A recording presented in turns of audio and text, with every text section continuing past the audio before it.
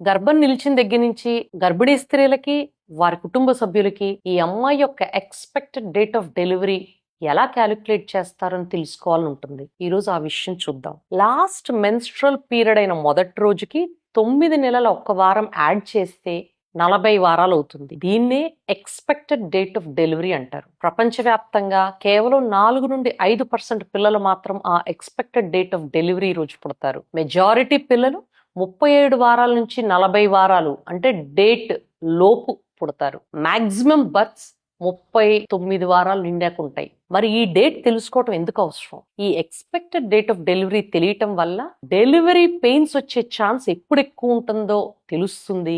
ఆ టైంలో pregnant women, వారి కుటుంబ సభ్యులు డెలివరీకి హాస్పిటల్ వెళ్ళటానికి రెడీ అవ్వటానికి ఈజీగా ఉంటుంది. చివరిగా ఒక చిన్న మాట, కొద్దిమందికి ఎక్స్‌పెక్టెడ్ డేట్ ఆఫ్ డెలివరీ తర్వాత కూడా పెయిన్స్ రావు. దీన్ని పోస్ట్ డేట్స్ అంటారు.